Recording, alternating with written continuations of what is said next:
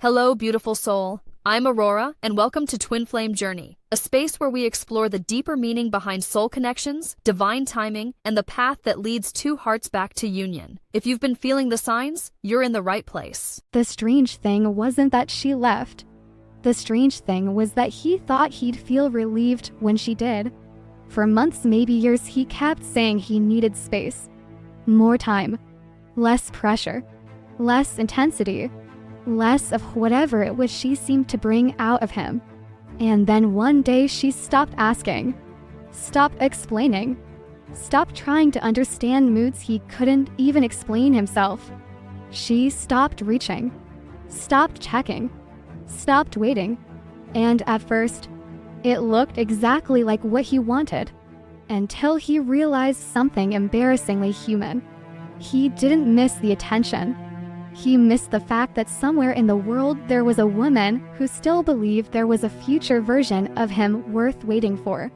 And when she finally chose herself, something in him couldn't move on. Not because he lost her, because he lost the version of himself that only existed in her eyes. And that's the part nobody talks about. The uncomfortable truth is that most people imagine heartbreak incorrectly. They think it arrives like a car crash, a breakup, a final conversation, a door closing, a text message that changes everything. But some endings don't happen that way. Some endings happen so slowly that by the time you realize they're happening, you've already spent months participating in them. This was one of those endings. And the strange part, if you had asked him back then what he wanted, he probably would have said freedom, space, less pressure, less emotional intensity, just room to breathe. At least that's what he told himself. And maybe part of that was true. Maybe. But human beings are rarely honest in real time, especially when the truth is inconvenient, especially when the truth makes us look selfish. Especially when the truth requires us to admit we're confused. I don't think he was trying to hurt her. I really don't. I think he was exhausted by feelings he couldn't organize.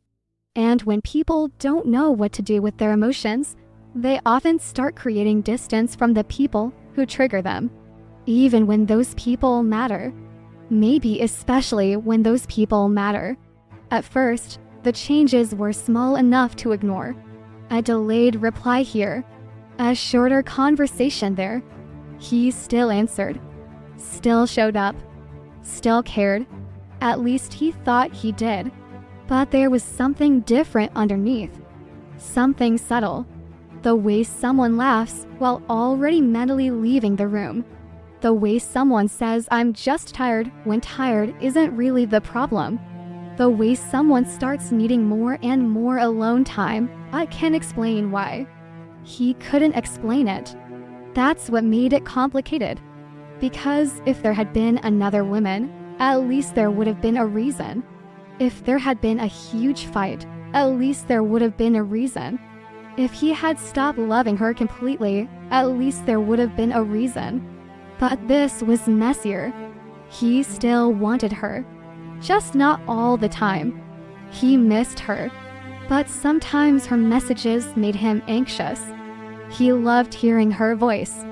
But occasionally seeing her name on his phone made him put the phone face down on the table and stare at the wall for a few seconds first. Not because he didn't care. Because he cared and didn't understand why caring suddenly felt heavy. That's the part people don't like talking about. Because it sounds ugly. It sounds ungrateful. It sounds immature.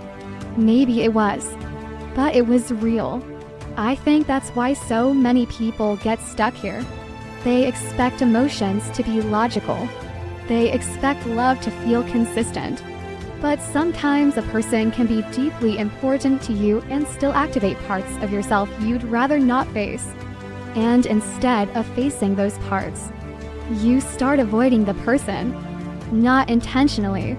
Not maliciously, just little by little, until the distance becomes its own habit. There was one moment I keep thinking about. Not because it was dramatic, because it wasn't. It was painfully ordinary. She had sent him a message. Nothing serious. Just a photo of something she'd seen during her day. The kind of thing people sent when they're used to sharing life together. A small joke. A small moment. A small connection. He saw it. Smiled. Started typing. Stopped. Locked his phone. Walked into the kitchen. Opened the refrigerator. Stood there staring at food he wasn't even hungry for. Then closed it. 20 minutes later, he replied. The conversation continued normally. Nothing happened. Except something had happened. Because the hesitation was becoming more frequent. And he noticed it. Even if he didn't admit it. The body notices before the mind does. Sometimes weeks before. Maybe months. You start feeling restless. Irritable. Trapped by things that never used to bother you. You tell yourself you just need a break. A weekend alone. A little distance. Some quiet. And sometimes that's true. But sometimes you're asking for distance because distance feels easier than honesty. Honesty would require saying, I don't know what's happening inside me. I don't know why I'm pulling away. I don't know why closeness suddenly scares me. Most people don't say those things. They're embarrassing. They're vulnerable. So instead they say, I've just got a lot going on. Which sounds better, cleaner, more respectable, but usually less accurate. And she felt it. Of course she did. People always know more than we think they do, especially when they love us. She noticed the pausers, the energy shifts, the missing enthusiasm, the way conversations ended a little sooner, the way his attention seemed slightly elsewhere. Not dramatically, just enough. And that's what made it hurt. Big changes are obvious. Small changes make you question your sanity. You start wondering if you're imagining things. You reread old messages. Compare versions of someone. Search for evidence.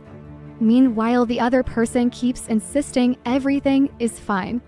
And maybe they believe that. Maybe he believed it too.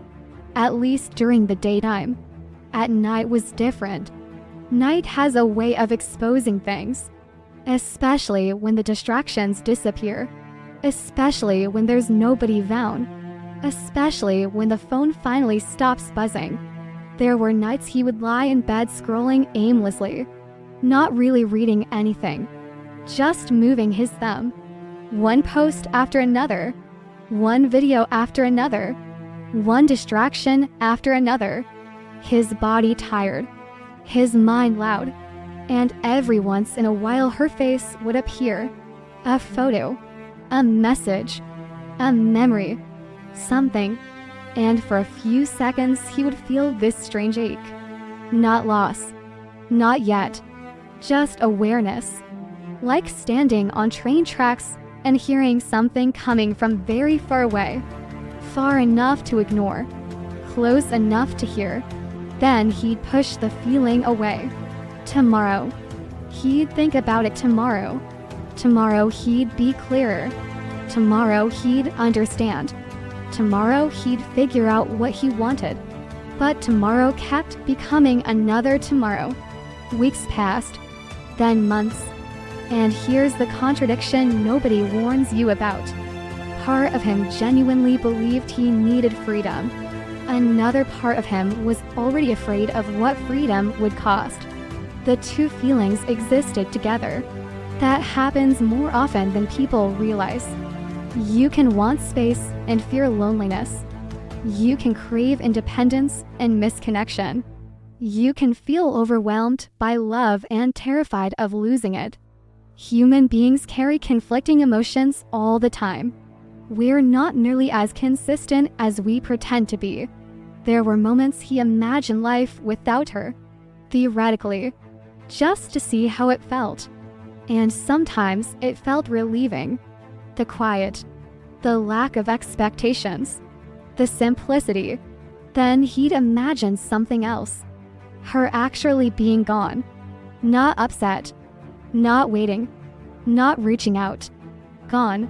And suddenly the relief would disappear. Something in his chest would tighten. Not enough to make a change. Just enough to make him uncomfortable. So he'd stop thinking about it. Avoidance can look surprisingly normal from the outside. That's another thing people misunderstand. Avoidance isn't always disappearing. Sometimes avoidance looks like staying, answering messages, keeping plans, maintaining the relationship, while emotionally standing 3 feet farther away each month. The relationship still exists, but the intimacy slowly starves. And eventually she stopped asking certain questions. Not because she got answers, because she got tired. There's a difference. He noticed that too, though maybe not immediately. The conversations became easier, less emotional, less complicated, fewer difficult discussions, fewer vulnerable moments. And for a while he thought that meant things were improving. Then one day he realized something. The ease wasn't coming from peace. The ease was coming from resignation. She was beginning to let go. He just didn't know it yet. Or maybe he did. Maybe that's the truth. Maybe somewhere beneath all the confusion, all the distance, all the excuses, he knew exactly what was happening. He just wasn't ready to look directly at it. Because looking directly at it would have required a question he wasn't prepared to answer. A brutally simple question. One that still follows some people years later. Not, do I love her? That wasn't the question. The question was, if I love her, why am I slowly walking away from her? And sometimes the most frightening thing is not knowing the answer. It's suspecting the answer exists and realizing you're not ready to hear it yet. Most relationships have a moment that doesn't look important when it's happening. No screaming, no dramatic goodbye, no door slamming, no movie scene, just a conversation, a normal conversation, one that ends up meaning everything. I've noticed something over the years. People imagine that when someone finally gives up, they do it loudly. But usually they don't. Usually the loud part happened months earlier. The questions, the tears, the attempts to explain, the efforts to reconnect, the difficult conversations nobody wanted to have. By the time someone truly stops trying, they're often quiet, exhausted, almost peaceful. And that's what makes it dangerous. Because the other person mistakes the silence for improvement. He did. For a while. He thought things had settled down. Fewer emotional conversations. Fewer uncomfortable questions. Fewer moments where she looked at him like she was trying to understand a language he refused to speak. The relationship felt lighter, less demanding, less intense, and part of him was relieved. That sounds terrible, but it's true. Relief can exist beside love. Human beings are strange that way. Then came the conversation, the last real attempt. Not the last conversation, the last attempt. There's a difference. I imagine it happened on an ordinary day. Those moments usually do. Maybe they were sitting in a car, maybe on a couch, maybe talking on the phone after a long day. The details almost don't matter. What matters is the energy, because she wasn't fighting anymore. She wasn't trying to win. She wasn't accusing him. She was trying one final time to reach him. And I think somewhere inside herself she already knew the answer. Not consciously, but her body knew. Her heart knew. People know when they're standing at the edge of something, even when they don't want to admit it. Maybe she said something simple. Something like, "Can I ask you something honestly?" And immediately his stomach tightened. Not because he didn't care, because he knew where the conversation was going. It's amazing how quickly the body reacts, sometimes faster than thought. A slight pressure in the chest, a feeling behind the eyes, a sudden urge to check your phone, to stand up, to grab a drink, to do literally anything except stay fully present. He stayed. Physically, emotionally. That's harder to answer. She probably paused before speaking, gathering courage. People don't talk enough about how much courage vulnerability actually takes, especially after being disappointed repeatedly, especially when you're no longer sure you're being heard. Then she said it. Maybe not these exact words, but something close. "I feel like you're leaving me while you're still here." And there it was. The truth, placed gently between them. No attack, no manipulation, just honesty. The kind of honesty that makes people uncomfortable because there's nothing to argue with. What do you even say to that? If you're emotionally available, maybe you lean into the conversation. Maybe you explore it. Maybe you admit what you've been feeling. But he wasn't there yet. And honestly, most people aren't. So he did what people often do when they feel exposed. He started explaining. Not lying. Explaining. There's a difference. He talked about stress, work, pressure, needing time, trying to figure things out, wanting things to feel easier, wanting less conflict. And maybe every word was technically true. That's the tricky part. Avoidance often hides inside partial truths. The explanation is incompletely wrong. It's just incomplete. Because underneath all those reasons was something he couldn't quite say. Something much uglier. Something like, "I don't know why being loved by you feels so overwhelming right now." Or, "I don't know why I keep pulling away from the person I don't actually want to lose." Those are harder sentences. Most people never say them, especially men who were taught to solve problems instead of sit inside them. So he explained, and she listened, but she wasn't really listening to the words anymore. She was listening for something else. Presence, ownership, honesty, the thing beneath the explanation, and she couldn't find it. There is a very specific loneliness that happens when someone answers your question without actually answering your question. It's difficult to describe unless you've lived it. The conversation continues. Words are exchanged. Everything sounds reasonable. Yet somehow you leave feeling even more alone. Because the thing you needed was never addressed. I think that's where she was. And I think he felt it too. At least partially. Because after a certain point people stop talking about the conversation itself and start reacting to what the conversation makes them feel. He felt trapped. She felt unseen. Neither one was completely wrong. Neither one was completely right. That's what makes these situations so painful. Nobody is the villain. Nobody is trying to destroy the relationship. They're just standing in different emotional realities. There was probably a silence. One of those silences that lasts longer than it should. Not hostile. Not comfortable either. Just heavy. The kind of silence where both people know something important is happening. Then maybe she asked another question. A quieter one. A more dangerous one. Not because it was aggressive. Because it was direct. Do you still want this? Simple. Terrifying. The kind of question people spend months avoiding. And suddenly all the explanations disappear. All the intellectualizing. All the context. All the details. Now there's only the truth. Or whatever version of the truth you're capable of accessing in that moment. I don't think he knew. That's the part nobody likes hearing. People want certainty, but uncertainty destroys relationships every day. Not because uncertainty exists, because people don't know how to communicate it.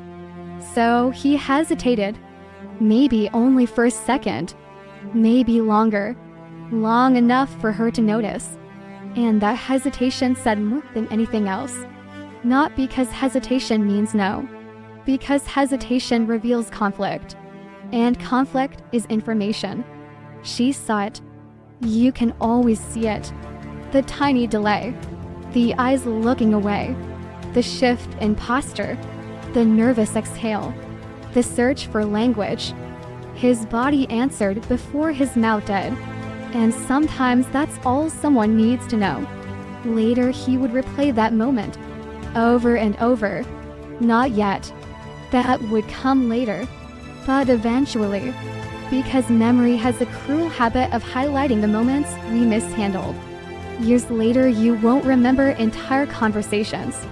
You'll remember one pause, one expression, one sentence, one look, and somehow it'll still hurt. At the time, though, he was mostly trying to survive the discomfort, trying to escape the pressure building in his chest, trying to end the conversation without realizing the conversation wasn't actually the problem.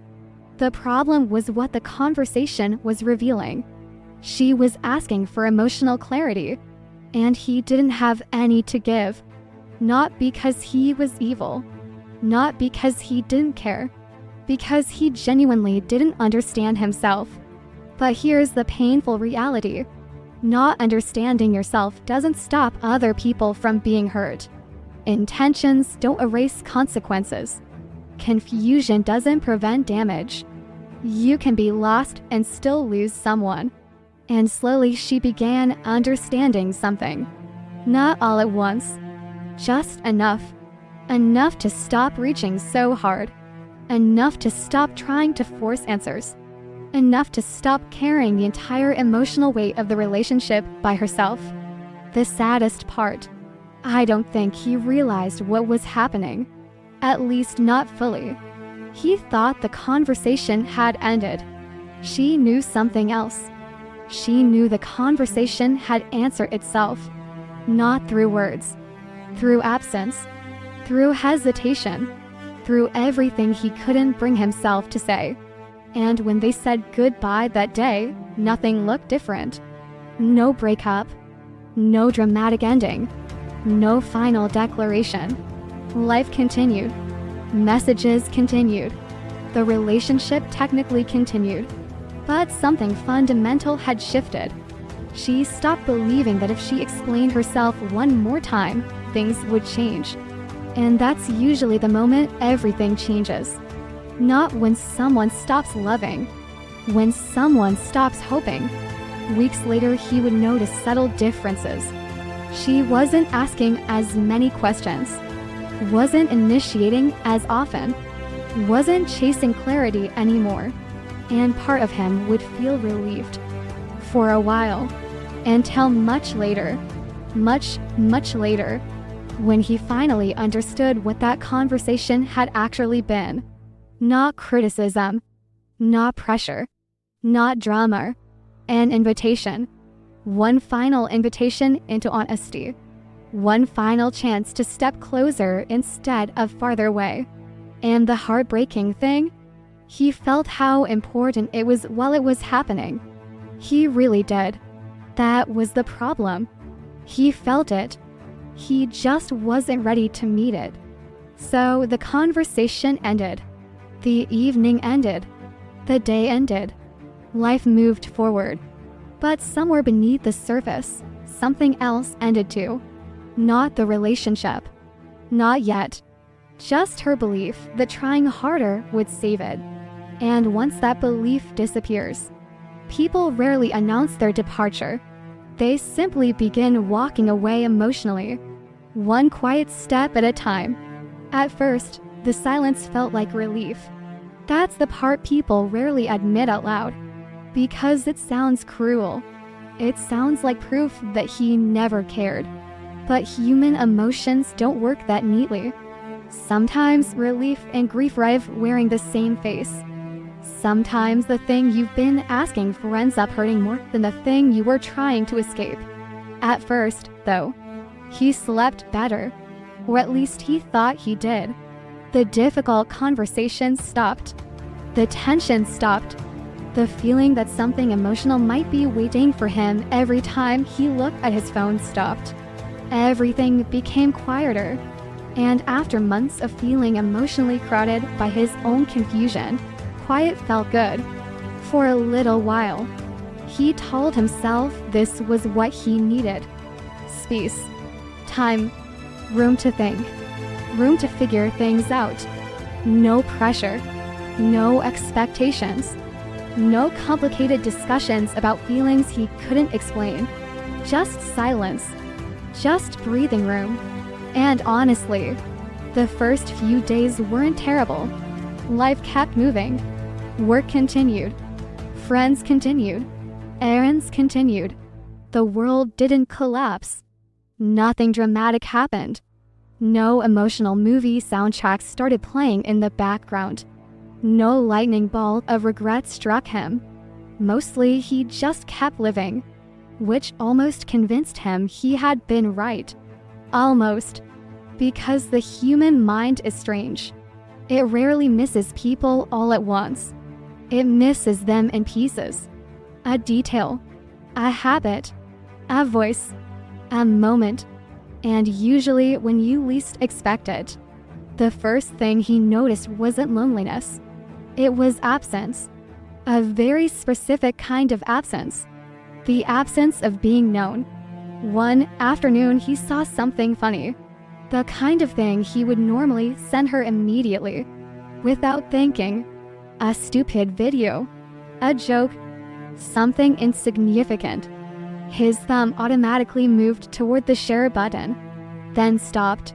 Because there was nobody to send it to. Or rather, there were plenty of people he could send it to.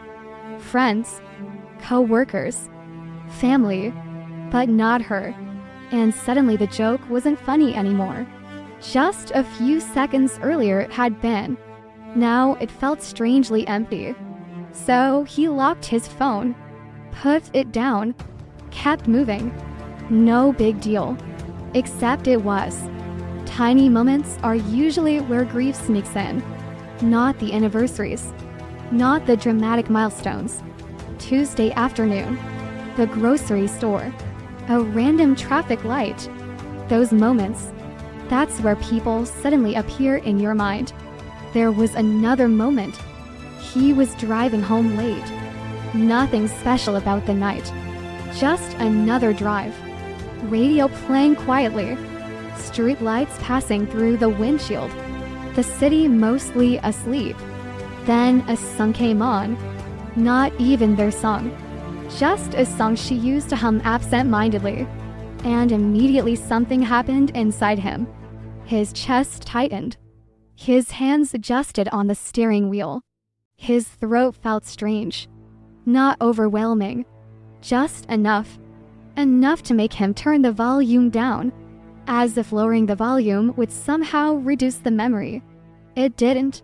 The body remembers things the mind tries to delete. That's one of the most frustrating parts. You can intellectually justify distance all day long.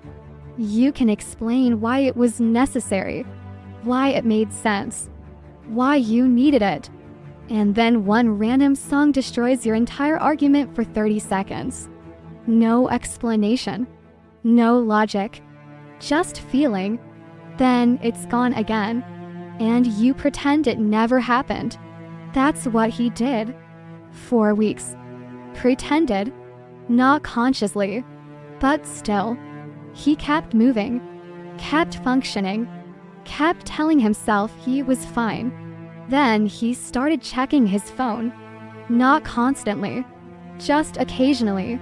At first, a quick glance, a little curiosity. Nothing serious. Had she posted anything? Was she active? Was she doing okay? Perfectly reasonable questions. At least that's what he told himself. The strange thing was how often those perfectly reasonable questions started appearing. A few times a week became once a day. Once a day became several times. Not enough to feel obsessive. Just enough to become a habit. And habits reveal things. One night he opened her profile, scrolled for a minute, then immediately closed it. Embarrassed. Not because anyone caught him. Because nobody had. Because suddenly he became aware of what he was doing. Why am I here? He asked himself. No answer came. Just discomfort. The kind of discomfort that appears when your behavior exposes something you're not ready to admit. Then came the internal argument. The one nobody talks about. The argument people have with themselves in private. The one that sounds ridiculous when spoken out loud. Part of him said, "You miss her." Another part immediately answered, "No, I don't." Then why are you checking? I'm just curious. Really? You don't look at everyone else's profile. It's not the same. Why not? No answer. Just silence. Because some truths arrive before language does. Weeks passed. The silence continued. And something unexpected happened. He started replaying conversations. Not the dramatic ones. The small ones. Which was annoying. Because the small ones made no sense. His brain would suddenly pull up random memories while he was doing completely unrelated things. The way she laughed when she was genuinely surprised. The way she always forgot where she left her keys. The way she interrupted herself halfway through stories because she remembered another story. Tiny details. Maddeningly specific details. The kind you don't realize you've memorized until they're gone. One memory stayed longer than the others. Not because it was important. Because it wasn't. That was the problem. It was painfully ordinary. They had been standing in line for coffee. She was talking about something. He honestly couldn't remember what. Something about work. Or her friend. Or a podcast she'd listened to. The content disappeared from memory completely. What remained was one moment. She laughed, reached for his arm, and leaned into him slightly. That's it. Nothing profound. Nothing cinematic. Yet somehow months later, he could still see it. Still feel it. Still remember the exact warmth of that ordinary moment. And that realization bothered him. Because ordinary moments aren't supposed to haunt people. Big moments are. Breakups are. Final conversations are. Not coffee lines. Not random Tuesday afternoons. Not half-forgotten laughter. Yet there it was. Living rent-free inside his head. There were nights when he almost reached out. Not because he had clarity. He didn't. That's what made it difficult. People imagine regret creates certainty. Sometimes it doesn't. Sometimes regret just creates longing. And longing isn't the same thing. One night, he even opened the message thread. Stared at it. Typed, "Hey." Then deleted it. Typed again. Deleted again. Locked the phone. Set it down. Picked it back up. Opened the conversation. Closed it. The entire process lasted maybe 10 minutes. It felt like an hour. Eventually, he did nothing, which became a pattern. Feeling something. Doing nothing. Feeling something. Doing nothing. Feeling something. Doing nothing. Human beings can live inside that cycle for years. The strange part was that the silence he thought he wanted was no longer peaceful. It was becoming loud. Painfully loud. Not because she was contacting him. Because she wasn't. Not because she was creating drama. Because she wasn't. The silence became loud because it left him alone with himself. And that was never really what he wanted. Not completely. That's the irony. When he said he needed space, he imagined freedom. What he actually received was confrontation. Without her constant presence, there was nobody left to blame for his discomfort. Nobody left to project onto. Nobody left to distract him from the confusion living inside him. Just him. Just his thoughts. Just his contradictions. And they were exhausting. One evening he caught himself cleaning the apartment aggressively. Not normal cleaning. Emotional cleaning. The kind where you're scrubbing surfaces that aren't dirty. Reorganizing drawers for no reason. Folding towels with unnecessary intensity. Anything to avoid sitting still. Halfway through, he stopped, looked round, and laughed. Not because it was funny, because suddenly he understood what he was doing. His body was trying to outrun a feeling. The feeling had simply followed him into every room. That's what unresolved emotions do. They travel. You can change cities, change routines, change relationships. The feeling usually arrives a few minutes later, and eventually a realization began forming. Not fully, not clearly, just enough. The silence hadn't revealed how little she mattered. The silence was revealing how much she had been woven into his life. Not through dramatic declarations, not through fantasy, through routine, through familiarity, through hundreds of tiny moments that once seemed insignificant. The morning texts, the shared jokes, the random updates, the feeling that someone existed in the world who knew the ordinary version of him. Not the polished version, not the successful version, not the version he showed everybody else. The real one. And now that presence was gone. Not temporarily, not waiting, gone. That realization didn't hit all at once. It arrived slowly, like water filling a room. Quiet, steady, impossible to stop once it began. And for the first time, he started wondering something he had avoided for months. Maybe the space hadn't solved anything. Maybe it had simply delayed the truth. And the truth was becoming harder to outrun with every passing day. Because the silence he asked for was finally answering him back. And he wasn't sure he liked what it was saying. There was something he never admitted to himself. Not because he was dishonest.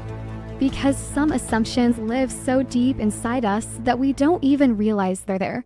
They operate quietly, in the background, like software running without permission. And one of those assumptions was this. She would come back. Not immediately, not dramatically, but eventually. Maybe after enough time. Maybe after enough distance. Maybe after she cooled off. Maybe after she missed him. Maybe after life reminded her what they had. He never sat down and consciously thought those exact words. But he behaved as if they were true. That's the important part. Human beings reveal their beliefs through behavior long before they articulate them. And his behavior suggested that some part of him believed the story wasn't really over. Paused. Maybe. Complicated. Definitely. But over. No. Not completely. There was still time. At least that's what he thought. So he waited. Not actively. Not intentionally. Life continued. Work. Friends. Weekends. Random distractions. The usual rhythm. But underneath it all was a quiet expectation. Like leaving a light on for someone who hasn't arrived yet. Not because you know they're coming. Because part of you assumes they will. Then something strange happened. Nothing. Absolutely nothing. No dramatic return. No emotional message. No midnight confession. No unexpected call. No sign that she was circling back toward him. At first, he barely noticed. Then he started noticing constantly. Funny how that works. The absence became visible. Days became weeks. Weeks became months. And she stayed gone. Not physically, emotionally. There's a difference. Sometimes people leave long before they disappear. Sometimes their body exits last. Her emotional departure had already begun. Now he was finally catching up to it. The first sign wasn't what she did. It was what she stopped doing. She stopped checking, stopped reaching, stopped finding reasons to stay connected, stopped creating opportunities for conversation, stopped opening doors he never seemed willing to walk through. At first, he interpreted this as pride. Maybe she was protecting herself. Maybe she was trying to look strong. Maybe she was waiting for him to make the next move. Those explanations felt comforting because they still positioned him at the center of the story. They still implied she was emotionally orbiting him somehow. Then reality arrived. Quietly, the way reality usually does. He saw a picture, maybe online, maybe through a mutual friend, maybe by accident. It almost doesn't matter. What mattered was what he saw. She looked happy, not performatively happy, not the kind people post after breakups hoping someone notices. Something else, something calmer, more natural, more unsettling. She looked present, like someone who had stopped looking over her shoulder, and for reasons he couldn't fully explain, that bothered him. Not because he wanted her miserable. He didn't. That's the confusing part. He genuinely wanted good things for her. At least he thought he did, until he saw evidence of her actually moving forward. Then a strange feeling appeared. One he felt ashamed of immediately. Displacement. Not jealousy exactly. Something harder to name. Like discovering your seat has been filled after standing up for too long. Like arriving late to a movie and realizing the story continued without you. His chest tightened. His stomach dropped. Then his mind immediately rushed in to explain everything away. It's just a photo. It doesn't mean anything. People fake happiness online all the time. You don't know what's actually going on. Reasonable thoughts. Maybe even accurate thoughts. The problem was that none of them made him feel better, because the photo wasn't really the issue. The issue was what the photo represented. Movement. And movement is difficult when you're standing still. That realization started showing up everywhere. He noticed she wasn't posting things aimed at him anymore. No subtle messages. No emotional breadcrumbs. No hints. No attempts to provoke a reaction. Nothing. And somehow that felt worse. Because indifference is harder to negotiate with than anger. Anger still contains energy. Anger still contains investment. Indifference feels like a locked door. One evening he caught himself opening her profile again. Something he had promised himself he wouldn't do. Just a quick look. That's what he always said. A quick look. Then 20 minutes disappeared. He scrolled farther than he meant to. Not obsessively. Almost sadly. Like someone searching for evidence that no longer existed. And then he noticed something. She wasn't posting for him anymore. Every photo, every update, every moment, it all felt disconnected from him. That sounds obvious. Of course it was disconnected from him. But emotionally, it hit differently. Because for so long he had unconsciously assumed he still occupied some space in her inner world. Now he wasn't sure. And uncertainty can be more painful than certainty. Even painful certainty. There was a moment a few days later. Small. Embarrassingly small. He was standing in line at a grocery store, half paying attention, scrolling mindlessly, waiting. The cashier called him forward. He didn't hear it, because he was staring at a picture. Not even a significant picture. Just her smiling somewhere.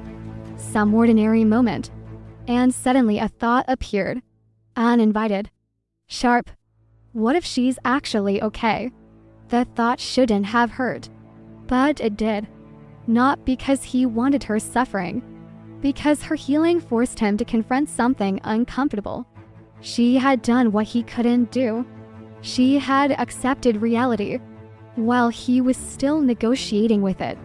That realization stayed with him, followed him home, sat beside him on the couch, appeared while he brushed his teeth, lingered in the silence before sleep. She had accepted what happened.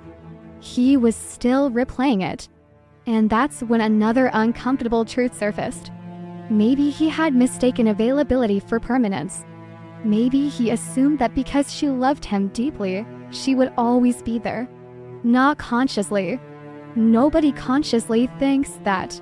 But people act that way all the time. They postpone difficult conversations, delay decisions, take emotional risks they wouldn't take if they truly believe someone could leave. Because somewhere inside they assume there will be another chance, another conversation, another opportunity, another tomorrow, until suddenly there isn't. One night he found himself remembering something she once said. Not during a fight, not during a breakup, just a random conversation. One of those comments that barely registered at the time. She had laughed and said, "One day I'm going to stop chasing people who aren't chasing me." At the time, he smiled, nodded, moved on. Now the sentence landed differently. Now it echoed, because she had done exactly that. Not dramatically, not cruelly, not with revenge. She simply stopped running towards someone who kept standing still. And the more he thought about it, the more he realized how much courage that probably took. People talk about leaving as if it's easy. It isn't, especially when love still exists, especially when hope still exists. Walking away from someone you no longer care about is simple. Walking away from someone you desperately wish would choose you? That's different. That's grief. That's surrender. That's heartbreak. And maybe that's why her absence suddenly felt heavier. Because for the first time, he wasn't looking at her as the woman who stayed. He was looking at her as the woman who finally left. Not physically, emotionally, internally. The woman who had once waited, once hoped, once explained, once fought for connection. That version was disappearing. And the strange thing was, he missed her most now. Not when she was trying. Not when she was available. Not when she was asking for more.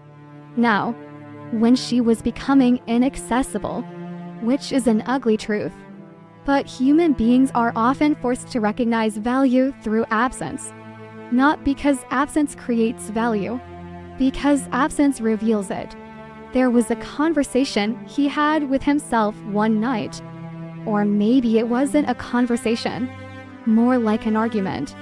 The kind that happens at 2 in the morning when sleep refuses to come. You can still reach out. A thought appeared. Another thought answered immediately. What would I even say? The truth. What truth? Silence. Because that was the problem. He finally had feelings, but not clarity. Longing, but not certainty. Regret, but not answers. And those things aren't interchangeable. He rolled over, looked at the clock, looked away, looked back again. The room felt quiet. The bed felt bigger somehow. And for the first time, he admitted something he had been avoiding for months. Not out loud, just internally. The way people confess things to themselves when nobody is listening. Maybe she wasn't coming back. Maybe the version of her that waited had already disappeared. Maybe the woman who once organized her emotional world around him had finally reorganized it around herself. And if that was true, then he wasn't losing her now. He had already lost her. He was simply late to the realization. That's the cruel thing about emotional distance. Sometimes one person experiences the last months before the other. By the time he felt the absence fully, she had already learned how to live with it. And that was the moment everything shifted. Because he stopped wondering when she would return and started confronting a much harder question. What happens when the person you assumed would always be there finally chooses herself? And what if the version of her you're waiting for doesn't exist anymore? The strange thing about grief is that it rarely asks for permission. It doesn't wait until you're ready. It doesn't schedule an appointment. It doesn't announce itself politely. Most of the time, it sneaks in through a side door. A smell, a song, a sentence, a familiar laugh from across a crowded room, and suddenly you're somewhere else. Not physically, emotionally, back inside a memory you weren't planning to visit. That's what started happening to him. Not constantly, just often enough to make him uncomfortable. Because by now, he had built a story that explained everything. The relationship had been complicated. The distance had been necessary. The ending made sense. She had moved on. Life was moving forward. The story was neat, reasonable, mature. The problem was that his body didn't seem interested in the story. His body kept interrupting it. One afternoon, he walked past a perfume counter inside a department store, just passing through, not thinking about anything, not expecting anything. Then a familiar scent hit him, and everything stopped. Not literally. People kept walking. Music kept playing. The world continued exactly as before, but internally, something froze.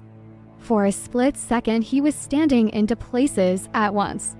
Inside the store, and somewhere years earlier, a memory surfaced so quickly, almost felt physical. Her leaning across the passenger seat, her hair brushing against his shoulder, that same scent filling the car. The memory lasted maybe 3 seconds. Then it disappeared, but the feeling stayed. He stood there longer than necessary, confused, slightly embarrassed, because nothing significant had happened. It was just a smell, just molecules in the air. Yet somehow his chest felt tight. His throat felt strange. His eyes suddenly unfocused. It made no sense, which was exactly the problem. The body isn't interested in making sense. The body remembers differently. It remembers repetition, emotion, association, patterns, thousands of tiny moments stacked on top of each other. You can convince your mind someone is gone. Your body takes longer, much longer. A few weeks later, he was sitting in traffic. The kind of traffic that turns a 20-minute drive into an hour. Cars crawling forward, brake lights everywhere, nothing moving. The perfect environment for unwanted thoughts. He reached for his phone at a red light, opened a playlist, pressed shuffle. A random song started playing. Not an important song, not their song, not even a favorite. Just a song that happened to be playing during a road trip years earlier. And suddenly he remembered something ridiculous. A disagreement about snacks. That was it. Not a romantic moment. Not a life-changing conversation. An argument about snacks. She wanted one thing. He wanted another. They spent 10 minutes pretending it mattered. Laughing. Teasing each other. Being completely stupid. The memory hit so hard he actually laughed out loud in the car. Then immediately felt sad. Both emotions arrived together, which is one of the most confusing parts of missing someone. People assume memories are either painful or comforting. Often they're both. At exactly the same time. You smile. Then your chest hurts. You laugh. Then you feel empty. You remember something beautiful. Then you remember it's over. There isn't a clean emotional category for that experience. It's messy, human, contradictory, the kind of thing nobody prepares you for. The memories became increasingly random. That's what surprised him most. He expected to miss major moments, birthdays, vacations, big milestones. Instead, he missed things that sounded ridiculous when spoken aloud. The way she always stole fries from his plate after claiming she wasn't hungry. The way she mispronounced one specific word and refused to correct it. The way she got distracted halfway through stories. The way she talked to animals. The way she fell asleep during movies she insisted she wanted to watch. Tiny things. Insignificant things. Except they weren't insignificant. Because relationships aren't built from grand gestures. They're built from accumulation. Thousands of ordinary moments that slowly become a shared life. And when someone leaves, those ordinary moments become ghosts. They appear unexpectedly, then disappear before you can fully hold onto them. One evening, he found himself standing in his kitchen, frozen, not moving, just staring, because he had reached for 2 coffee mugs. 2, not 1, the same way he used to. Pure habit. His hand had already grabbed them before his brain caught up. He looked down, 1 mug in each hand, and felt something crack inside him. Not dramatically, quietly. The kind of hurt that doesn't make a sound. The kind nobody sees. He put 1 mug back, made his coffee, stood there, and suddenly the kitchen felt enormous. That's another strange thing. Loss changes physical space. Rooms feel different. Cars feel different. Beds feel different. Even silence feels different. Not because the dimensions change, because the emotional context changes. The absence becomes part of the environment. You start noticing where someone isn't, which sounds absurd until you've lived it. Then it makes perfect sense. Round this time, he started sleeping worse. Not terribly, just enough. The kind of sleep where you're technically resting, but never fully settling. Waking up at strange hours, checking the clock, rolling over, trying not to think, thinking anyway. One night he woke up around 3 a.m. for no reason, or at least no obvious reason. The room was dark, quiet. The entire city seemed asleep. And suddenly he wanted to text her. Not because he had something important to say. That's what made it worse. There was no grand realization, no profound insight, no declaration of love. He simply wanted to share the moment. A random, meaningless moment. The fact that he was awake. The fact that he couldn't sleep. The fact that something felt off. That was what he missed. Not always romance. Not always passion. Sometimes he missed access. Access to someone who knew his ordinary existence. Someone who understood the context of his life without needing explanations. Someone who could understand a message with almost no information attached. He stared at the ceiling. The urge passed, but the realization remained, and it unsettled him, because he was beginning to understand something. The loss wasn't living in his thoughts anymore. It was living in his routines, his instincts, his reflexes, his body. One afternoon, he heard a woman laugh in a coffee shop. Not her, not even close, but similar enough. His head turned instantly, before he could stop himself, before he consciously decided to. His body reacted first, then disappointment arrived, then embarrassment, Then another emotion he couldn't quite name. Maybe longing, maybe grief, maybe both. The entire experience lasted 5 seconds. Yet somehow it followed him for the rest of the day. And that's when he started recognizing a pattern. His mind had been trying to move on intellectually. His body was still searching, still expecting, still scanning crowds, still reacting to familiar voices, still turning toward echoes. The realization made him uncomfortable because it exposed something. He wasn't as detached as he claimed. Not even close. There was another moment, a particularly honest one. He was cleaning the apartment. Again, something he seemed to do whenever emotions became difficult. Organizing shelves, throwing things away, creating order, as if external order could somehow create internal order. Then he found something. A receipt. Completely meaningless. A faded receipt from months earlier. Most people would have thrown it away immediately. Instead, he stood there staring at it. Because suddenly he remembered the entire day. What they talked about. What they ate. How she laughed. What she wore. The weather. Everything. All from a stupid receipt. And for the first time, he stopped arguing with himself. Stopped pretending. Stopped explaining. Stopped minimizing. Just stood there, feeling it. The loss.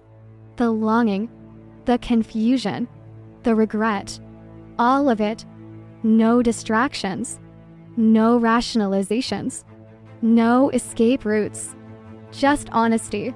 And somewhere inside the honesty, a conversation began. A quiet one. The kind people have with themselves when nobody else is listening. You miss her. The thought appeared. This time he didn't argue. You really miss her. Silence. Then another thought. Why didn't you realize it sooner? That question hurt. Because he didn't have an answer. Or maybe he did. Maybe the answer was simply that some lessons arrive late. Some emotions arrive late. Some realizations arrive late. And unfortunately, life doesn't always wait for you to catch up.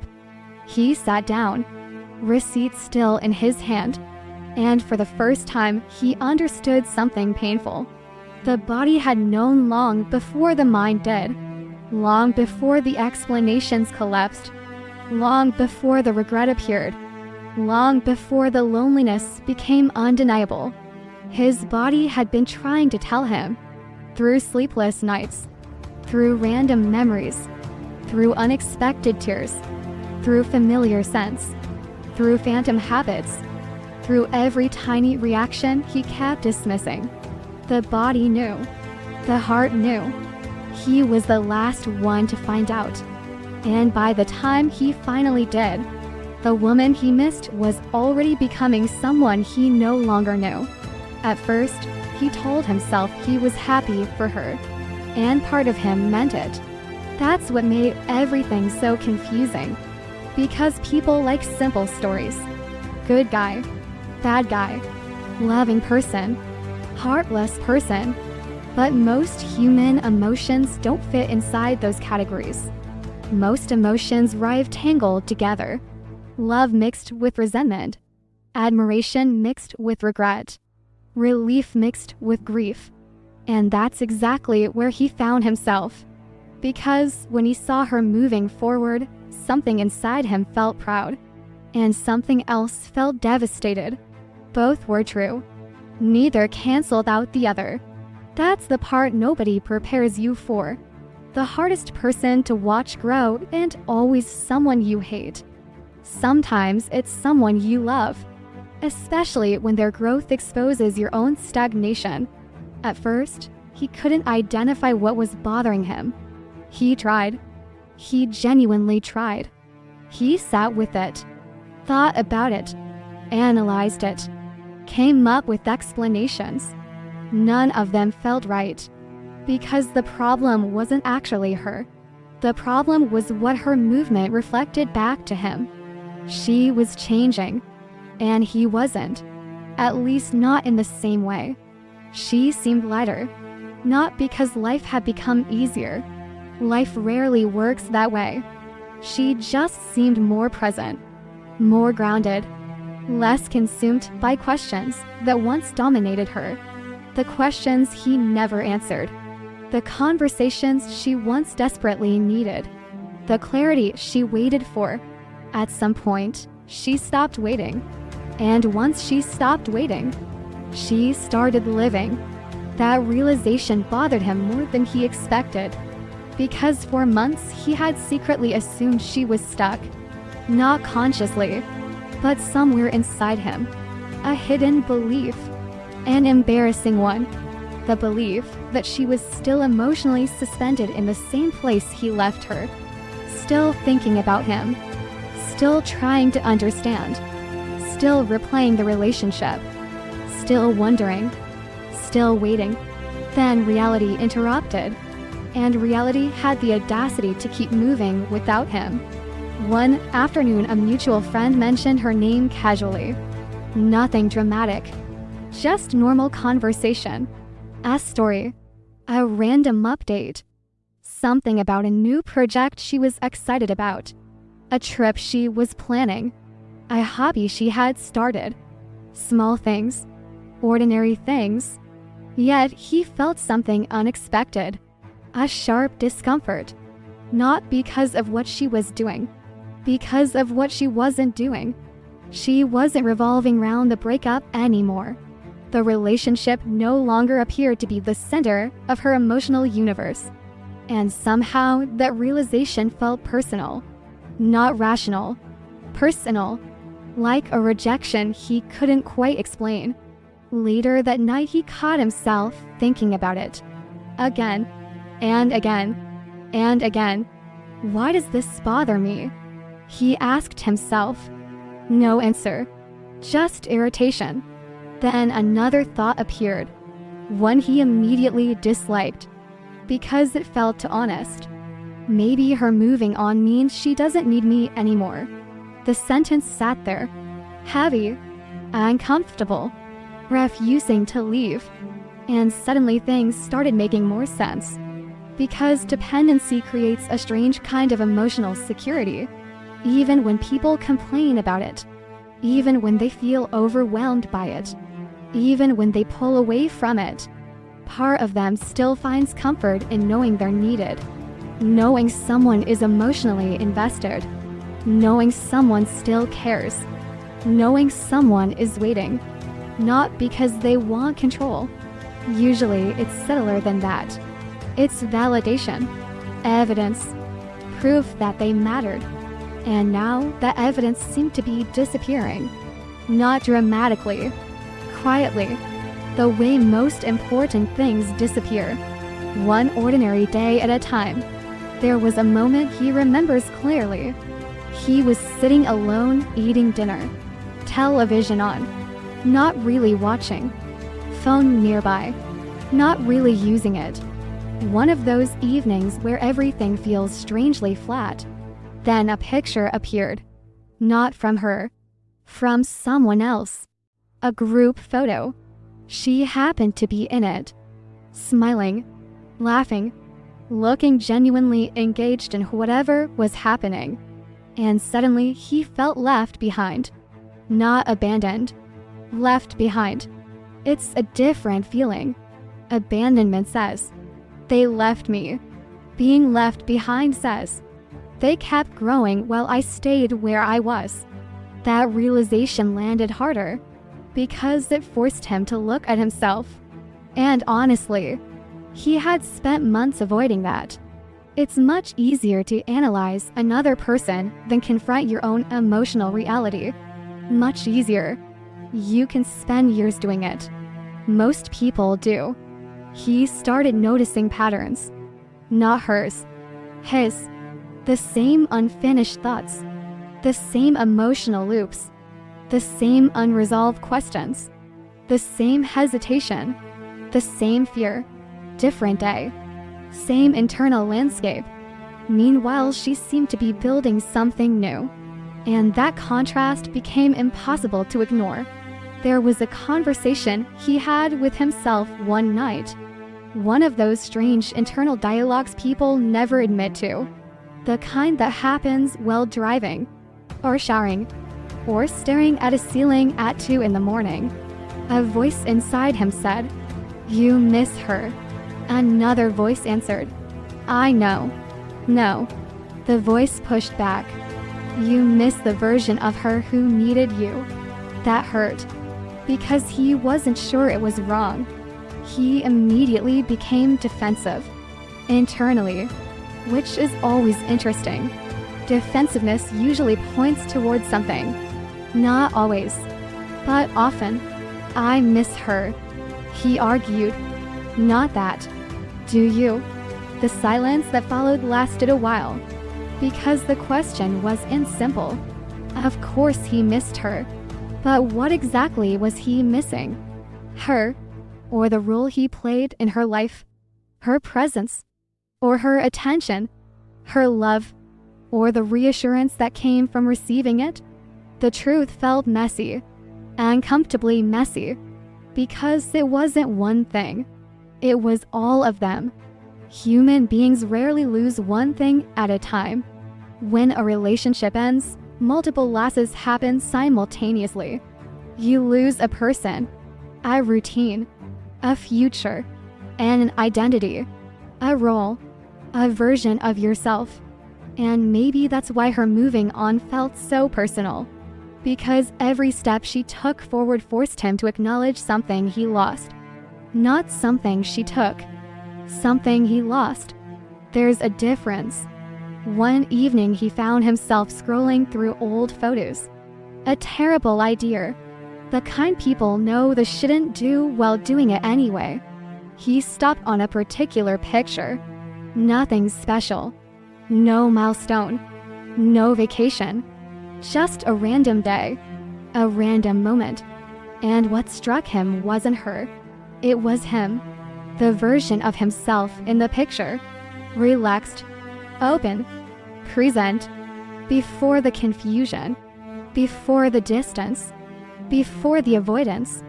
Before everything became complicated. He stared at it longer than expected.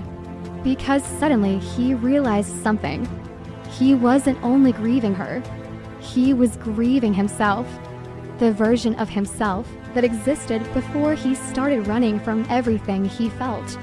That realization sat with him for weeks. Maybe longer.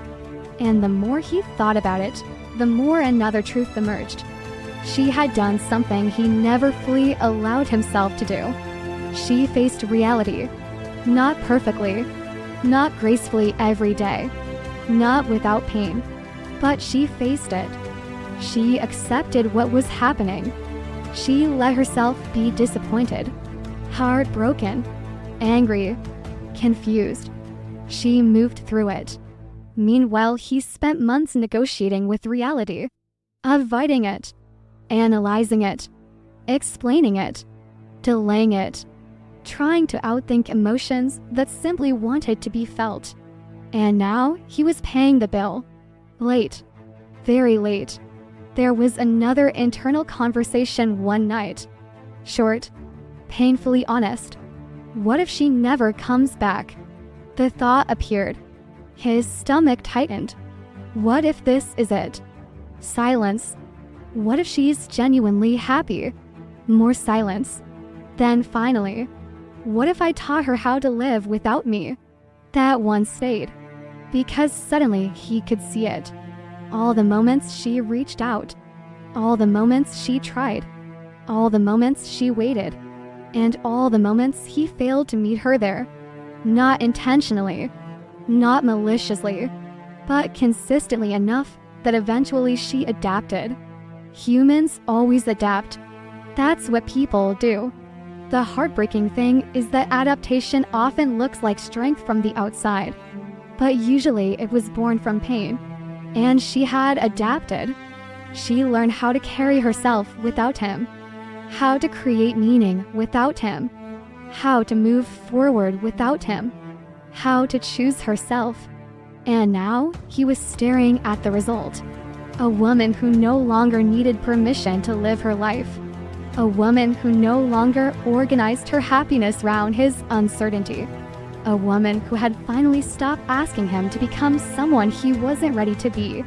And that realization created a peculiar kind of grief, because he loved seeing her strong and hated needing her to be at the same time. That's the contradiction. That's the ugly honesty. That's the part people rarely admit. He wanted her freedom until her freedom no longer included him. And somewhere in that uncomfortable realization, another truth began forming. A truth he wasn't fully ready to face yet. The reason her moving on felt personal wasn't because she was punishing him. Wasn't because she stopped caring. Wasn't because she became someone else. It felt personal because her growth forced him to confront every place in himself where growth had been postponed. And for the first time, he couldn't look away, because she was no longer standing still beside him.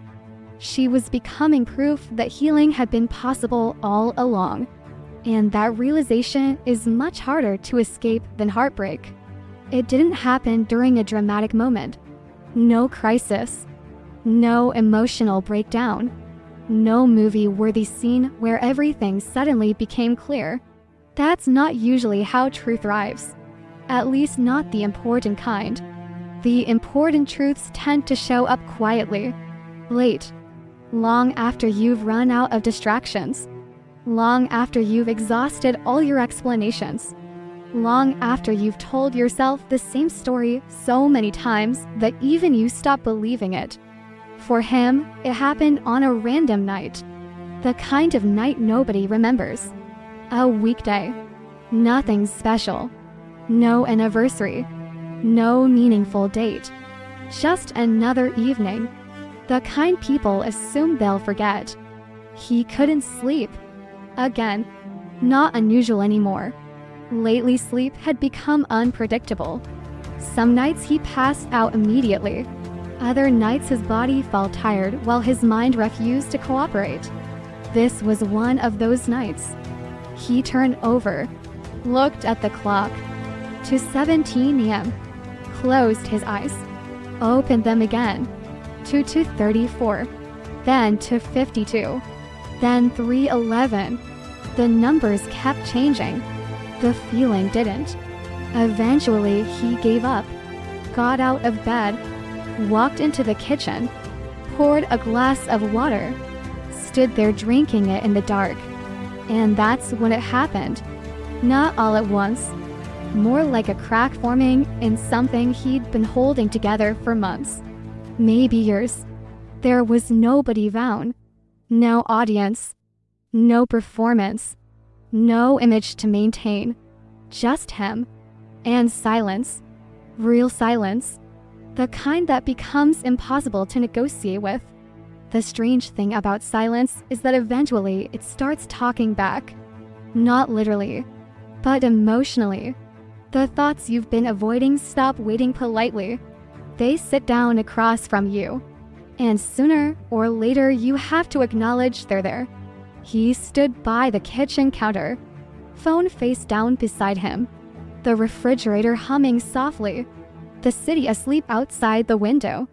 And suddenly he thought about her, not intentionally. At this point she arrived in his mind almost automatically, like muscle memory. Only this time something felt different. Normally he would redirect, distract himself, open an app, turn on the television, find something else to think about. Tonight he didn't. Maybe he was too tired. Maybe he was finally out of excuses. Maybe both. So he stayed. And the thoughts kept coming. Not dramatic thoughts. Painfully ordinary ones. The kind that hurt more. He wondered what she was doing. Whether she was asleep.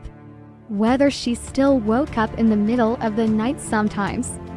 Whether she still drank coffee till late in the afternoon. Whether she still listened to the same playlists. whether she still left the same way. Tiny things. Embarrassingly specific things. Not the things people admit missing. The things they secretly miss. And that's when another thought appeared. One he couldn't push away. Because it had been waiting too long. You loved her. Not past tense. Not present tense. Just a fact. A fact sitting quietly in the middle of the room. The realization wasn't beautiful. It was frustrating. Because if he loved her, why had everything happened the way it did? Why had he pulled away? Why had he hesitated? Why had he needed so much distance? Why had closeness felt overwhelming?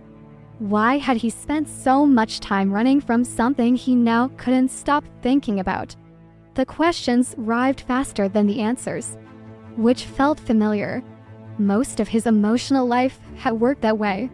Questions everywhere, answers nowhere. He sat down at the kitchen table, the same table where he'd eaten countless meals, answered emails, paid bills, lived ordinary life. Tonight it felt like a confession booth. And the worst part, he already knew what he was about to admit. He had known for months, maybe longer. He simply hadn't allowed the truth to finish forming. Because once a truth fully forms, it demands something from you. And he wasn't ready for that. A memory surfaced, one he hadn't thought about in a while. She was sitting across from him, months earlier, maybe longer, looking tired. Not physically, emotionally. The kind of tired that comes from trying. The kind of tired people reach are carrying something alone for too long. She had asked him a question. Simple, honest, terrifying. Are you still here with me? At the time he answered quickly. Too quickly. Of course I am. But now, sitting alone at 3 in the morning, he felt something uncomfortable. Because the honest answer would have been more complicated. Part of me is. Part of me isn't. Part of me wants this. Part of me is scared of it. Part of me wants closeness. Part of me wants to disappear. Part of me loves you. Part of me doesn't know how to receive being loved. But nobody says that in real time. Not usually. So instead people simplify. And simplification creates distance. The memory lingered. Then another one arrived. Then another. Not relationship highlights. Not romantic milestones. Just moments. Small moments.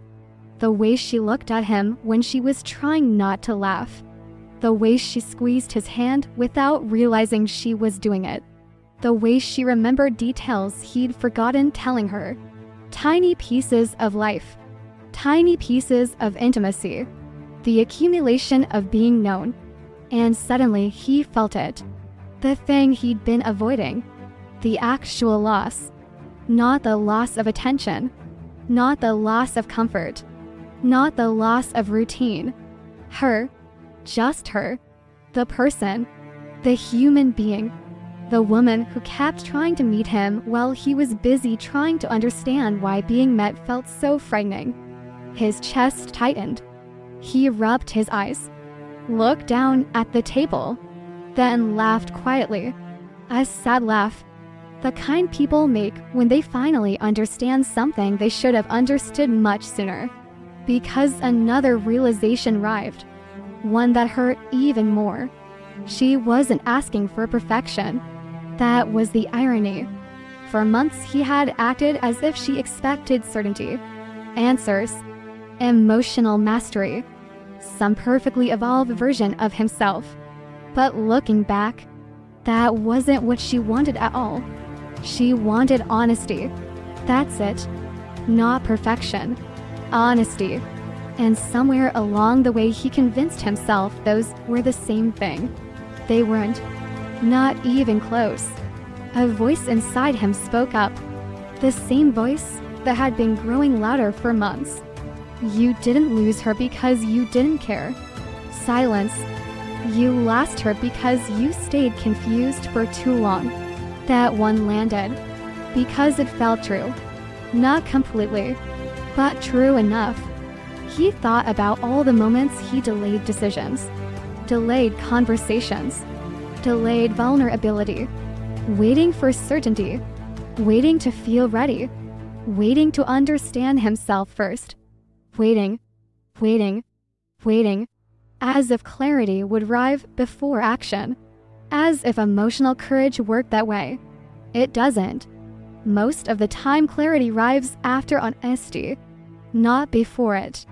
That realization made him uncomfortable, because suddenly he could see something, a pattern, not just in this relationship, in himself. How many times had he postponed difficult truths? How many times had he hidden inside uncertainty? How many times had he mistaken fear for confusion? He didn't know. Maybe more than he wanted to admit. The room felt smaller somehow. Or maybe he just felt more exposed. And then came the moment. The actual moment. The one he'd been avoiding for the entire story. The one that changed everything. He finally stopped asking whether he missed her. Stopped asking whether he loved her. Stopped asking whether she mattered. Those questions were exhausted. He already knew the answers. Instead, he asked something else. Something brutally honest. If she called right now, would you still pretend you don't care? The answer came immediately. No hesitation. No debate. No confusion. Just truth. No. And the answer broke something open, because suddenly all the intellectual arguments disappeared. All the analysis. All the explanations. All the emotional paperwork he'd been filing for months. Gone. And underneath it was something embarrassingly simple. He never wanted to lose her. Not really. He just didn't know how to stay. The sentence echoed. He never wanted to lose her. He just didn't know how to stay. And maybe that's one of the saddest realities in human relationships. Sometimes love isn't absent. Sometimes maturity is. Sometimes the feeling exists, but the ability doesn't. Sometimes someone can care deeply and still create distance. Can want intimacy and fear it simultaneously. Can long for connection while actively sabotaging it. Humans are contradictory creatures. He was no exception. The clock now read for 07 a.m. Morning wasn't far away. Neither was exhaustion. But something had shifted. Not solved. Shifted. The truth was finally sitting in the room with him. No longer hidden. No longer disguised. No longer diluted by explanations. Just truth. Raw and inconvenient. And the truth was this. He missed her. He loved her. He had hurt her. He had hurt himself. And the hardest part wasn't admitting any of that. The hardest part was admitting something else. Something quieter. Something far more painful.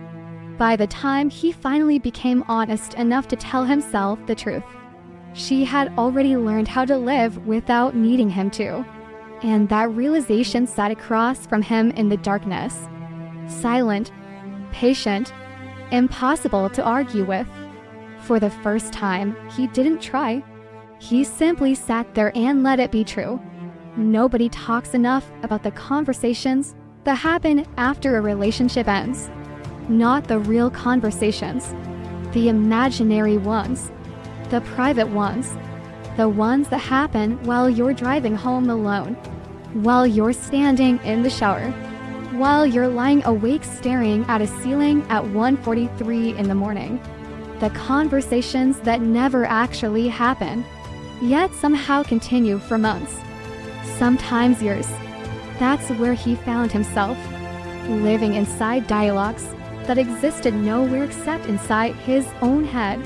Because after the night he finally admitted the truth to himself, something strange happened. The feelings didn't disappear. They became louder. People often think honesty creates closure. Sometimes it doesn't. Sometimes honesty simply removes the last layer of denial. Then you're left alone with everything you've been avoiding. And for him, that meant conversations. Hundreds of them. Entire relationships continue this way. Not in reality. In memory. In imagination. In unfinished emotional business. The first conversation was usually an apology. Not because she demanded one. Because he suddenly had one. Late. Painfully late. He would imagine seeing her somewhere. A coffee shop. A bookstore. A random street. Some ordinary place. The kind of place real life happens. And in his mind she'd look up. Surprised. Maybe cautious. Maybe polite. Maybe neither. Then he'd finally say it. I'm sorry. Simple. Direct. The words he should have spoken much earlier. In his imagination she would ask, for what? And suddenly the apology became harder. Because the truth wasn't simple. Sorry for pulling away. Sorry for staying while emotionally leaving. Sorry for needing answers I never found. Sorry for making my confusion your burden. Sorry for letting you carry questions I should have answered.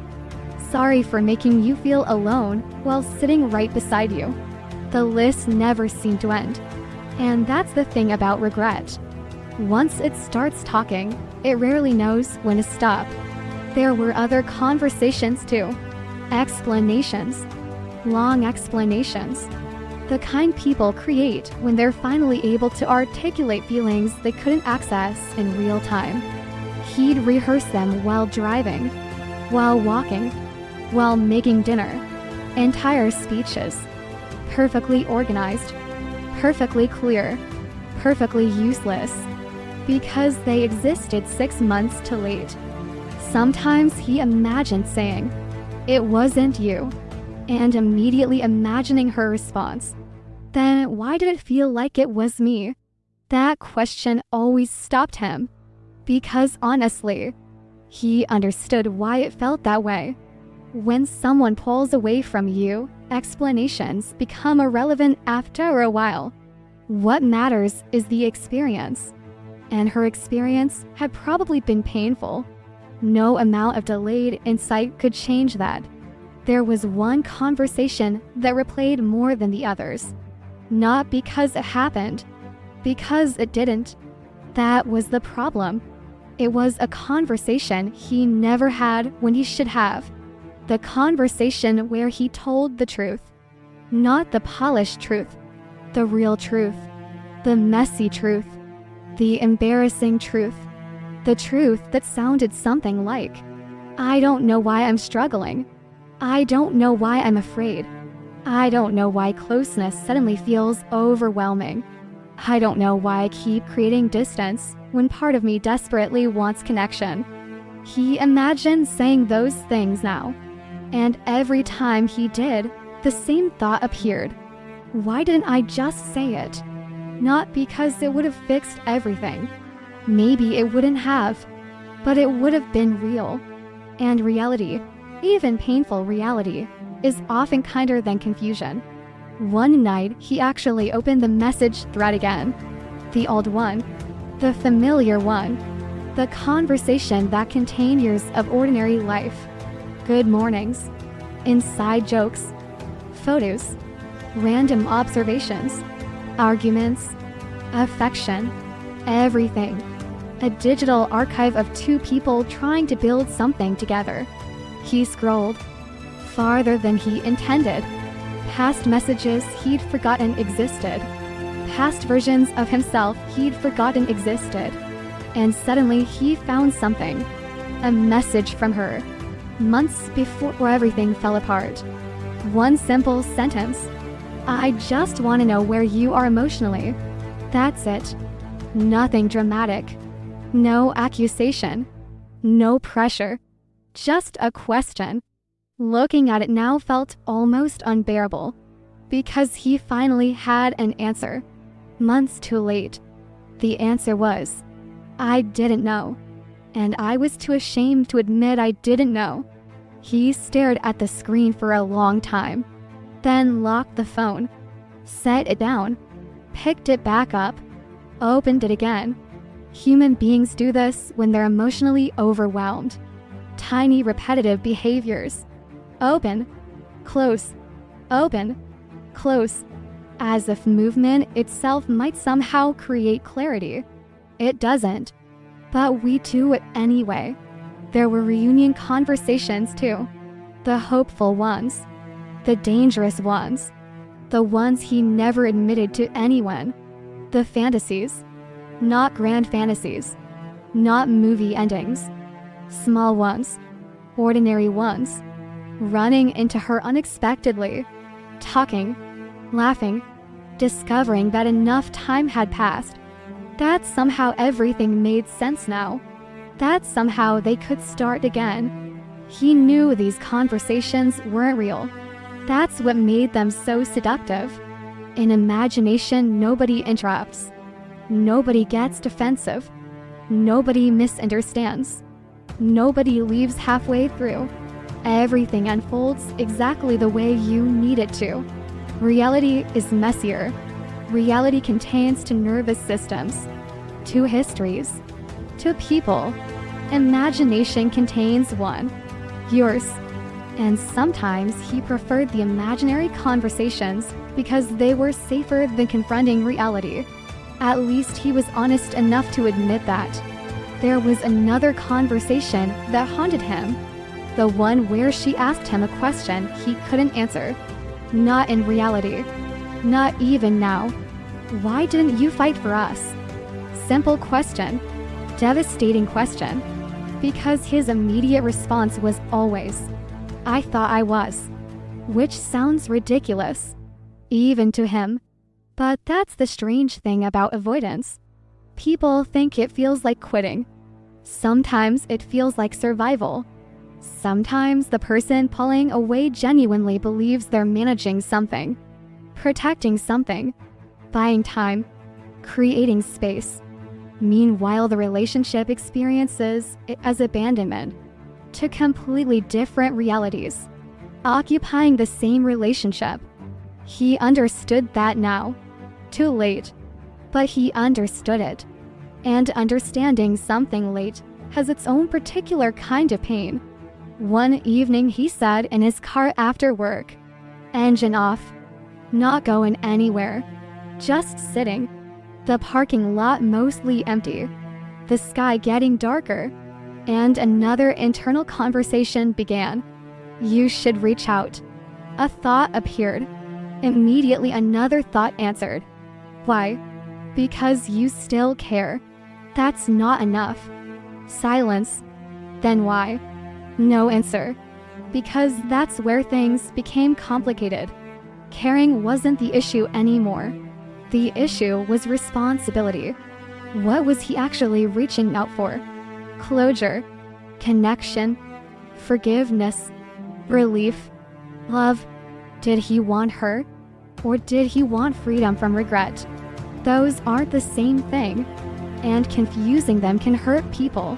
He knew that, which made everything harder. The truth is, some unsent conversations remain unsent because they're not ready, not because they're unimportant, because they're incomplete. And deep down he knew that. Still, the conversations continued. The mind hates unfinished stories. It keeps returning to them, editing them, rewriting them, searching for alternative endings, searching for missed opportunities, searching for words that would have changed everything. As if one perfect sentence exists somewhere. As if one moment could undo months of confusion. As if clarity could travel backward through time. It can't. And eventually, he began understanding something uncomfortable. These conversations weren't really about her anymore. Not entirely. They were about him becoming the person he wished he'd been sooner. That's what haunted him. Not just losing her, losing the chance to show up differently, to speak differently, to stay present instead of disappearing emotionally, to admit uncertainty instead of hiding behind it, to be honest before honesty became expensive. One night, lying in bed, another imagined conversation appeared. This one was shorter, simpler. He imagined her sitting across from him. No anger, no drama, no emotional speech, just quiet. And in the silence she asked, "Do you finally understand?" The question lingered. He thought about answering, then stopped, because for once he didn't have a prepared response. Maybe he understood some things, maybe not enough. Maybe understanding isn't a finish line. Maybe it's just the moment you stop lying to yourself. Eventually, he whispered something into the darkness. Not to her, to himself. "I think I'm starting to." And somehow that felt more honest than all the perfect speeches. More honest than all the imaginary reunions. More honest than all the apologies rehearsed 1,000 times. Because the truth wasn't that he had figured everything out. The truth was that he was finally willing to sit with the questions. Without running. Without hiding. Without pretending. And maybe that's why the unsent conversations never completely disappear. Maybe they're not there to torture us. Maybe they're there to reveal us. To show us the person we were. The person we became. And the painful distance between the two. Because long after a relationship ends, something remains. Not always hope. Not always longing. Sometimes it's simply awareness. The awareness of what was never said. The awareness of what should have been said. And the awareness that some of the most important conversations in our lives happen long after the other person has stopped listening. Continuing the script with Chapter 9 in the same emotionally intimate, psychologically observant, and painfully human voice. The strange thing is that he wasn't trying to find her anymore. At least that's what he told himself. Enough time had passed. Life had continued. The sharp edges of the heartbreak had softened. The daily ache wasn't quite as loud. He wasn't checking her profile every week. He wasn't replaying every conversation. He wasn't waking up every morning thinking about her. Not anymore. Or at least not in the same way. Which should have meant he was moving on. Should have. But human beings are rarely as finished with things as they pretend to be. Especially when the thing they lost wasn't just a person. It was a feeling. And feelings are harder to replace than people. That's what he slowly began realizing. Because somewhere along the way he started meeting new women. Not seriously at first. Just life. Conversations. Dates.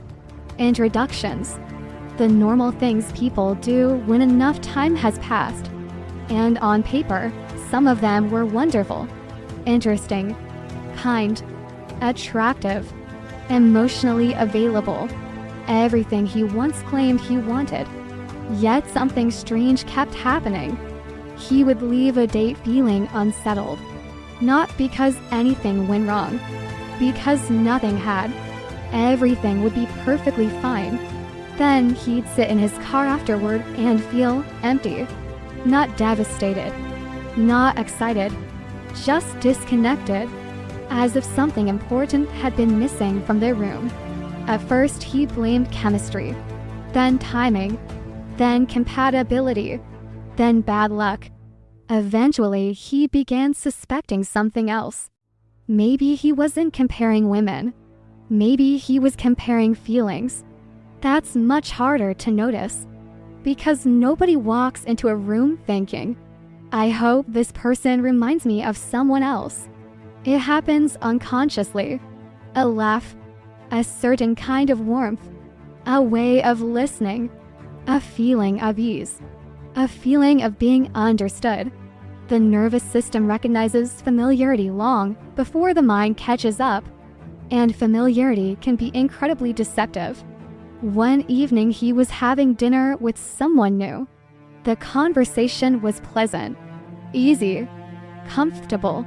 The restaurant was crowded. The lighting was warm. Everything about the evening suggested he should be enjoying himself.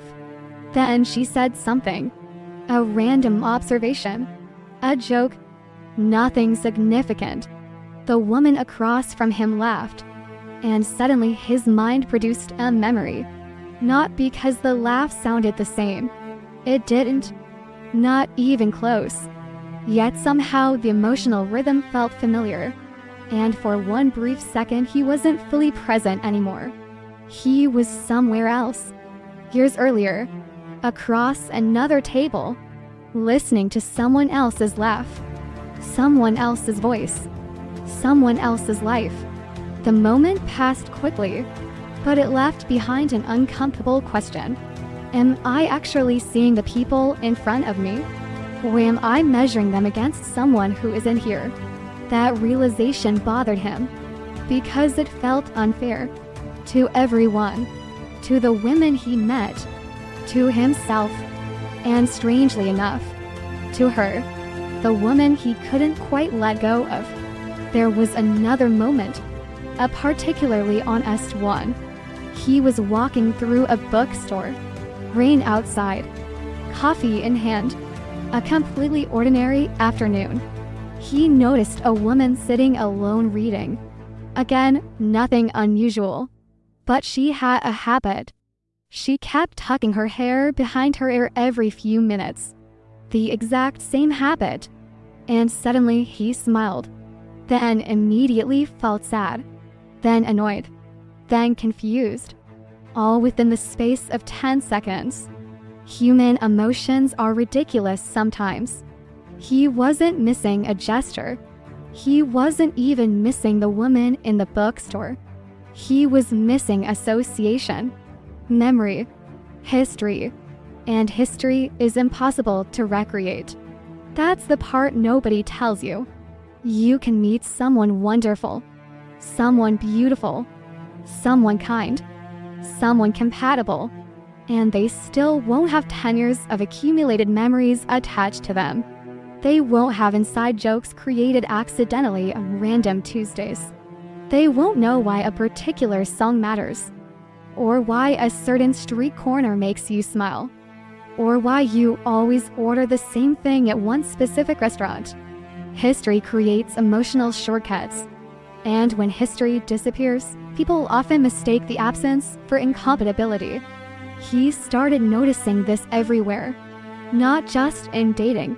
In life, a song would come on, a movie scene, a random phrase, and immediately his mind would connect it back to her. Not because he was obsessed, because she had become woven into the architecture of his memories. Removing someone from your life doesn't automatically remove them from your internal landscape. Sometimes they're still everywhere. One night, he found himself driving through a neighborhood they used to visit. Not intentionally, just a shortcut. At least that's what he told himself. Though even he wasn't entirely convinced. The roads looked familiar. The same traffic lights. The same stores. The same gas station on the corner. And suddenly, he realized something. He wasn't actually looking for her. He was looking for a version of himself. The version that existed when she was there. That realization hit harder than expected. Because maybe that's what he'd been doing all along. Not searching for her specifically. Searching for the feeling of being known. Searching for the feeling of being understood without performing. Searching for the feeling of emotional recognition. Searching for home. And unfortunately, people often confuse home with a person. Sometimes they're connected. Sometimes they aren't. A few weeks later, he had another date. This one went better. Much better. The conversation flowed naturally. Hours disappeared. He laughed. Genuinely laughed. For the first time in a long time. Driving home, he felt hopeful. Then something happened. He reached for his phone, without thinking, instinctively, because he wanted to tell someone about the evening, the funny story, the weird restaurant, the ridiculous thing the waiter said, and for one split second he forgot she wasn't there, forgot that chapter was over, forgot that life had changed. Then reality returned, quietly, like it always did. His hand froze. The moment passed, but it left behind a realization. He wasn't just missing her presence. He was missing her witness. The fact that she had observed his life, and he had observed hers. People underestimate how intimate that is. To witness someone's ordinary existence, not their achievements, not their highlight reel, their ordinary life, the boring parts, the repetitive parts, the human parts, the version nobody else sees. That intimacy is difficult to replace, not because it's magical, because it takes time, and time cannot be rushed. There was another internal conversation one night, the kind that had become increasingly common. A quiet voice asked, "Do you actually miss her?" Another voice answered, "Yes." The first voice continued, "Or do you miss being loved by her?" Silence. Then, both. That answer surprised him, because it felt honest. Not dramatic, not poetic, just honest. He missed her, and he missed the way she loved him. Both things could be true. Human beings often create false choices. Either this or that. Either love or attachment. Either grief or growth. Reality is usually both. Messier, less satisfying, more accurate. The older the loss became, the more he understood something. The woman he kept looking for wasn't hidden inside strangers. She wasn't hidden inside future relationships. She wasn't hidden inside memories either, because the truth was more complicated. The woman he missed was connected to a specific chapter of his life, a specific version of himself, a specific emotional reality, and none of those things existed anymore. Not for her, not for him. There was a sadness in that realization, but strangely, there was relief too, because it meant he could stop searching, stop comparing, stop unconsciously asking new people to carry old ghosts, stop expecting familiarity from strangers. One evening, sitting alone on his balcony, he thought about her again. Of course he did. Some people never disappear completely. Not from memory, not from meaning, not from the emotional map of your life. The sun was setting. The city was quiet. And a final thought appeared. Gentle this time. Less desperate than before. Less sharp. More honest. Maybe the reason he kept looking for her in strangers wasn't because he couldn't let go. Maybe it was because she had changed the way he understood connection, changed the way he understood intimacy, changed the way he understood himself. People who matter often do that, even when they leave, especially when they leave. And maybe the goal was never to find her again. Maybe the goal was to stop expecting anyone else to be her, because nobody could. Nobody should. She was never meant to become a template. She was a person, a specific story, a specific loss. And for the first time, that truth didn't break his heart. It simply made him quiet, because somewhere inside that quiet realization was another one waiting. The woman he couldn't stop thinking about no longer existed in the form he remembered. Neither did he. And chapter 10 begins there, with the painful understanding that sometimes the person you can't escape is not who they are now. It's who they were when they loved you, and who you were when they did. This chapter shifts the story away from active longing and into mature reflection. He begins understanding that what he has been searching for in strangers is not simply another woman, it is the feeling of being deeply known. That realization prepares the emotional ground for the final chapter, where he must confront the fact that both of them have changed, and the woman he cannot escape now exists primarily inside memory. The hardest realization arrived long after the heartbreak, long after the sleepless nights, long after the imaginary conversations, long after the constant urge to check his phone, long after the sharpness of loss had dulled into something quieter, something heavier, something more permanent. It arrived on an ordinary day. Of course it did. The biggest realizations rarely arrive when we're looking for them. They show up while we're folding laundry, driving home from work, standing in line for coffee, living regular life. Life that stubbornly keeps moving forward whether we're emotionally ready or not. He was walking one afternoon when it happened. Nothing dramatic. Just walking, thinking about nothing in particular. Then suddenly she appeared in his mind again. Not unusual. That still happens sometimes. Less often now. But it happened. Only this time something felt different. For the first time, the memory felt old. Not less meaningful. Just distant. Like looking at a photograph from another lifetime. And that realization stopped him. Because he understood something he hadn't fully understood before. The woman he missed no longer existed. Not in the way he remembered her. Not the woman who waited. Not the woman who explained. Not the woman who stayed awake trying to understand him. Not the woman who kept offering opportunities for honesty. That version was gone. Not because she disappeared.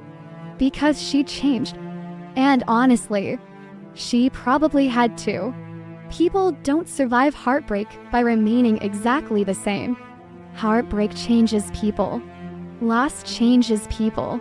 Disappointment changes people. Sometimes subtly, sometimes completely, but change happens. It always does. And suddenly he realized how unfair memory can be. Because memory freezes people. It captures a version, a moment, a chapter, then keeps replaying it. While real human beings continue evolving, growing, adapting, living, the woman in his mind had become frozen in time. Meanwhile, the real woman had continued becoming someone else. Someone he no longer fully knew, and maybe never would again. That truth hurt. But strangely, it also felt freeing. Because for years he had been chasing a ghost. Not intentionally, but still. A memory, a version, an emotional photograph. Not a living person. There was a moment later that week. He came across an old picture. One he hadn't seen in a long time. Normally pictures triggered nostalgia, regret, longing. This one triggered something else. Perspective. He stared at it for a while. At her. At himself. At the people they used to be. And suddenly he noticed something he had never noticed before. He wasn't looking at strangers.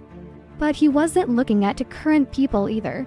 He was looking at versions that no longer existed. Her. And him. That realization landed quietly. Then deeper. Because for so long the story had centered around losing her. But maybe that wasn't the whole story. Maybe he had also been grieving himself. The version of himself who existed before everything unraveled. The version who still believed there would always be more time. More chances. More conversations. More opportunities. That man was gone too. Life had changed him. Regret had changed him. Awareness had changed him. Time had changed him. The strange thing about growth is that it often arrives disguised as loss. You think you're mourning someone else. Then one day you realize you're mourning former versions of yourself too. There was an internal conversation that returned often. One of the last ones. Not dramatic, just honest. A voice asked, "Do you still love her?" He sat with the question, longer than usual, then answered, "I love who she was." The voice remained quiet, then asked, "And who is she now?" Silence, because he didn't know. And that was the point. For years he had been carrying certainty about someone he no longer knew. An image, a memory, an emotional snapshot. Not reality. Reality had moved on. Reality always does. At first that felt sad. Then it felt human. Because isn't that true of almost everyone? We spend years remembering people who no longer exist exactly as we remember them.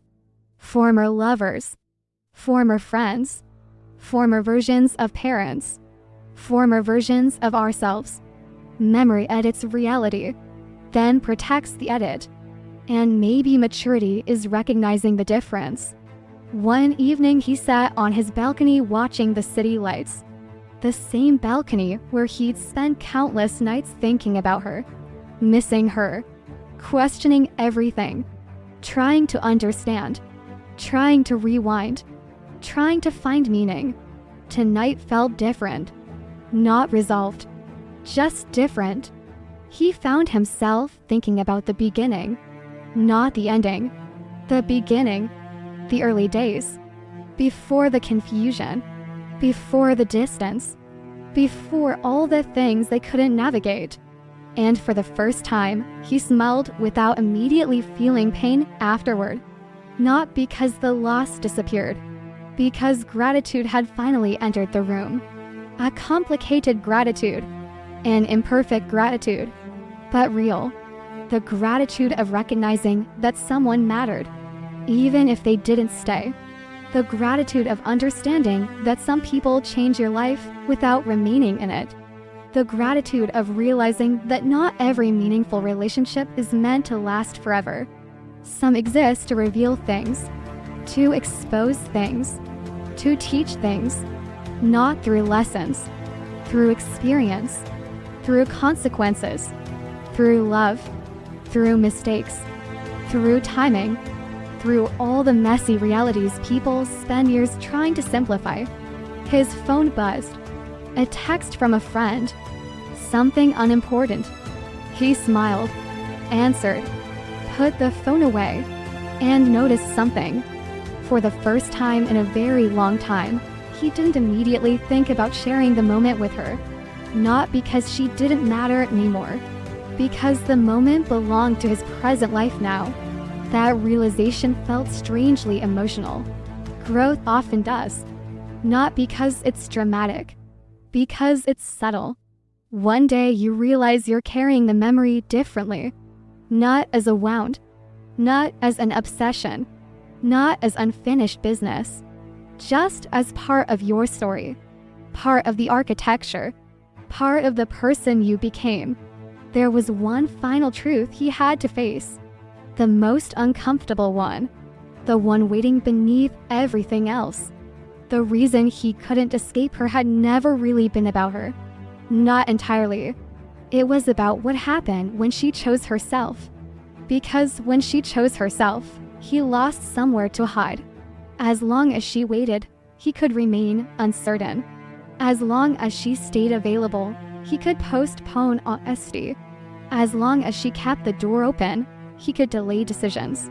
But once she chose herself, everything became visible. His fear, his avoidance, his contradictions, his regret, his love, his immaturity, his humanity, all of it. She became the mirror he couldn't stop looking into. Not because she was perfect, not because she was magical, because she exposed him to himself. And that is often the hardest person to forget. The person who showed us who we really were. The city lights flickered below. Cars moved through distant streets. Life continued. People fell in love. People left each other. People made mistakes. People learned things too late. The ordinary tragedy of being human. And sitting there in the quiet, he finally understood something. Not perfectly, not completely, but enough. The woman he couldn't escape was never the woman living her life somewhere else. The woman he couldn't escape was the woman who existed at the exact moment she finally chose herself. Because that was the moment he was forced to see himself clearly.